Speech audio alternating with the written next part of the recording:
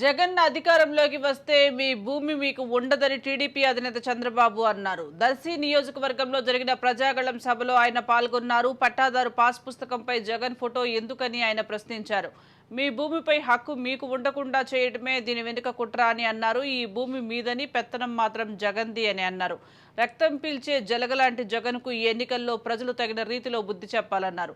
తాను మాత్రం రక్తం ఇచ్చి జనాలను ఆదుకుంటారని అన్నారు. ఈ సైకో జగన్ అందరి మెడలకు ఉరితాళ్లను బిగిస్తున్నారన్నారు. అప్రమత్తంగా లేకపోతే మీ భూములు దక్కవంటూ చంద్రబాబు అన్నారు. అందుకే ఈ ఎన్నికల్లో కూటమిని గెలిపిస్తే అధికారంలోకి రాగానే ల్యాండ్ టైటిలింగ్ యాక్ట్ను రద్దు చేస్తూ తాము సంతకం చేస్తారని తెలిపారు. నాటకాలు వేసేవాడు అబద్ధాలు కోరు, అవునా కాదా? అబద్ధాలు కోరిని ఏం చేయాలా? ఏం చేయాలి? భూస్థాపితం చేయాలా లేదా? సిద్ధం, అవునా కాదా? తమ్ముళ్ళు, వాలంటీర్లంట. నేనన్నా వాలంటీర్లు ప్రజలకు సేవ చేయడానికి పెట్టుకోండి, కానీ మీకు రాజకీయంగా ఏజెంట్లు పెట్టుకోవడం కరెక్ట్ కాదు. న్యాయమాది కట్టే పని ఎవరు కడుతున్నారు? మనమే కదా కట్టేది. మన పనుల్లోనే కదా వాళ్ళకి 5,000 ఇచ్చేది, అవునా కాదా?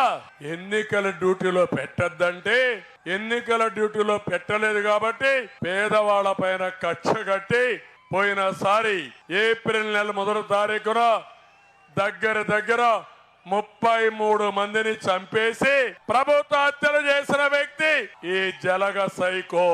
ఇప్పుడు మళ్ళీ నాటకాలు ఆడి నేరుగా ఇంటి దగ్గర ఇవ్వకుండా బ్యాంకులో వేశాడు. ఆ బ్యాంకుల చుట్టూరు తిరగలేక వృద్ధులంతా దగ్గర ఇప్పటికే 7 మంది చనిపోయారు. నేను ఒకటే హామీ ఇస్తున్నా, ఈ నాటకాల రాయుడు పేదల వ్యతిరేకి, పేదవాళ్ళ రక్తం తాగే వ్యక్తి, పేదలను చంపి తద్వారా ఓట్లు సాధించాలనేది ఇతని నాటకం.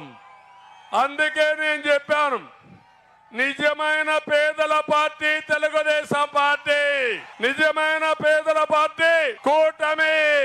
ఈ రోజు హామీ ఇస్తున్నా, ప్రతి పేదవాడికి, ముసలి వాళ్ళకి